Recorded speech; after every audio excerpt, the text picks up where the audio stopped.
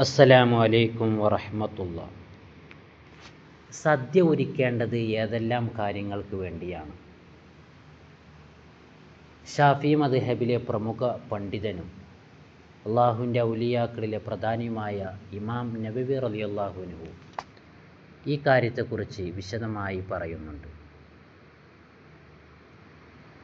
ഇമാം നബവി റളിയല്ലാഹു അൻഹു പ്രസ്താവിക്കുന്നത്, പണ്ഡിതന്മാർ സദ്യയെ 8 ഇനമാക്കിയിട്ടുണ്ട്. 8 കാര്യങ്ങൾക്ക് വേണ്ടിയാണ് സദ്യ ഒരുക്കേണ്ടത്.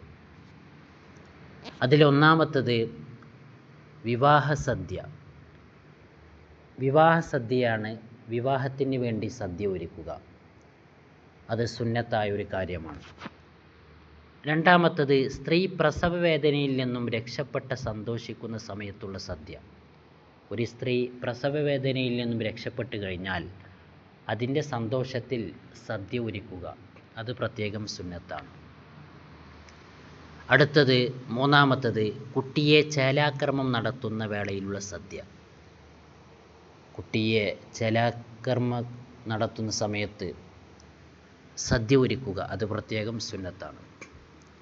നാലാമത്തത് ഗൃഹപ്രവേശന സമയത്ത് സദ്യ.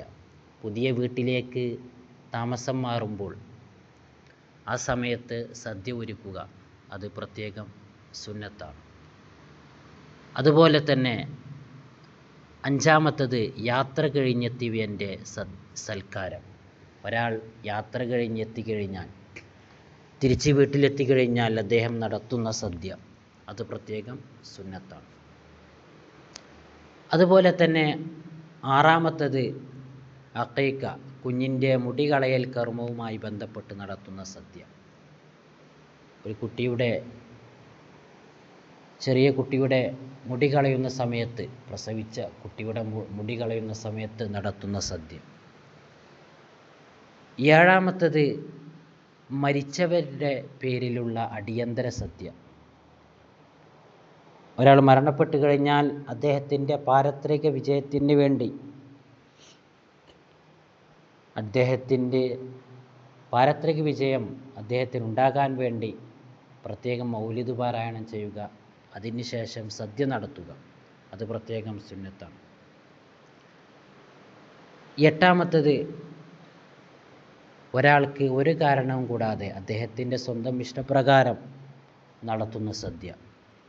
ഇങ്ങനെ 8 ഇനങ്ങളിലായിട്ടാണ്, 8 കാര്യങ്ങൾക്ക് വേണ്ടിയാണ് സദ്യ നടത്തേണ്ടത് എന്ന് മഹത്തുക്കളായ പണ്ഡിതന്മാർ പഠിപ്പിക്കുന്നുണ്ട്. അസ്സലാമു അലൈക്കും വറഹ്മത്തുള്ളാഹി.